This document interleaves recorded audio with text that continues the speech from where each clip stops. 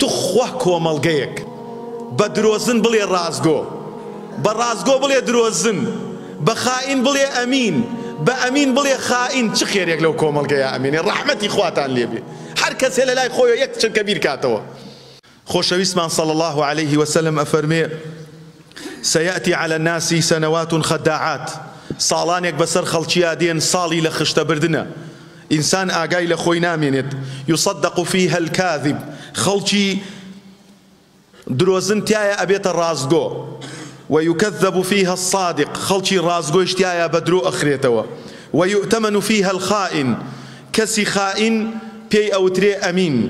ويخون فيها الأمين. خەڵکی کەوەها ئەمینە و دەسپاکە پێی ئەوترێ خراپەکار.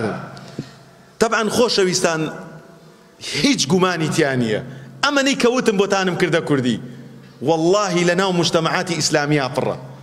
توخوا کۆمەڵگەیەک بە درۆزن بڵێ ڕازگۆ، بە ڕازگۆ بڵێ درۆزن، بە خائین بڵێ ئەمین، بە ئەمین بڵێ خائین. چ خێرێک لەو کۆمەڵگەیە ئەمینێ؟ ڕەحمەتی خواتان لێبێ. هەر کەسێ لە لای خۆیەوە یەک چنکە بیر کاتەوە. کابرایەک درۆزن بێ بە ڕازگۆی بزانی، کابرایەک ڕازگۆ بێ بە درۆزنی بزانی، کابرایەک خائین بێت بە ئەمینی بزانی، کابرایەک ئەمین بێ بە خائینی بزانی. گەرێ ئەو کۆمەڵگەیە چ خێرێکی تیا بمێنێت؟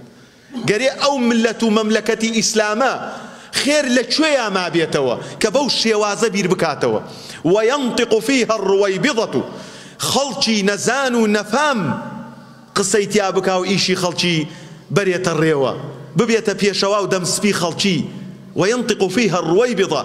ڕۆیبیزە یعنی چی؟ یعنی خەڵکی کەوتوو لە ناو خەڵکیە، خەڵکێک کە نەیتوانیوە بە شان و شەوکەتی خۆی بە مەعالی ئوموری خۆی بچێتە شوێنی خۆی، دایان ناوە لەو شوێنە، هاتووە بە زۆر بردوویەتی. هەر بەجددی کام لە ئێوە گەنجێکی 20 ساڵ بێ بچێتە ناو دۆخانێکی عەشایری 50 ڕیش سپیدانش پێ بچێتە لای ژوورەوە، دوای 5 دقە دێنەڵێن ئەمە جێیتون نییە بڕۆ خوار. بەڵام ئێستا ئێمە هەزارانمان هەیە ئاوە، هەزاران عالممان هەیە خەڵکی نەزان کەوتەتە ژووری، هەزاران خەڵکی باشمان هەیە خەڵکی نەزان کەوتەتە ژووری. وينطق فيها الرويبضة. خەڵکی نەزان و نەفام ئیش لە ئوموری خەڵک و مسلمانانە ئەکا. کۆمەڵگەیەک ئاوا بێ تۆ خۆت بیری لێکەرەوە چ تام و سامێکی ئەمێنێ. بۆیە وتیان ئەی پێغەمبەری خوا عەلەیهی سەڵات وسەلام ڕۆیبیزە کێیە؟ فەرمووی خەڵکی نەزان و نەفام کە ئیش خەڵک ئەکەوێتە لای. فبۆیە ئەم فەرمودەیش عولەما ئەفەرمون یەکێکە لە ناز و نیعمەتی ئەعلامی نبووەت. بۆچی؟ خەڵکی فەساد دەکەوێتە دینەکەیان و ئەمانەتیان لەلا تێکەڵ ئەبێت. اینجا ئینسانیش فەساد کەوتە دینی و ئەمن و ئەمانەتی نەپاراست، ئیتر ناخۆشترین ڕێگە بەوەر و کۆمەڵگەکانە ئەڕوات. وەکو سەیری مجتەمەعاتی ئیسلامیکەن، چەندە داماوە، چەندە هەژارە لە هەموو ڕوویەکەوە ناخۆشی و نەکبەتی و هەژاری ڕووی تێکردووە بە هۆکاری ئەم تەسەڕوفاتانە. ئەوجا ئەم فەرمودەکە لە کۆتایە بۆتانم باس کرد. الکەیس من دان نفسه. وەرە ئیدانەی نەفسی خۆت کە بزات چ ڕێگەیەکت کردووە، وەرە ئیدانەی نەفسی خۆت بکە بزات چ ئیش و کەسابەتێک ئەەکەی، وەرە ئیدانەی نەفسی خۆت کە بزا تۆ کەسێکی چ ڕێگەیەکت هەڵبژاردووە، ئەتگەیەنێتە ئەڵڵا سوبحانەه وتەعالا یان ئەتگەیەنێتە شەیطان. پێویستە بیر لە خۆمان کەینەوە.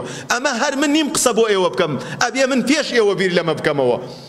دوو ڕۆژی تر ئێمە هەمومان ئەم دنیایە جێئێڵین. هەر وەکو خۆشەویستمان عەلەیهی سەڵات وەسەلام ئەفەرمێ الكيس لمن دان نفسه وعمل لما بعد الموت.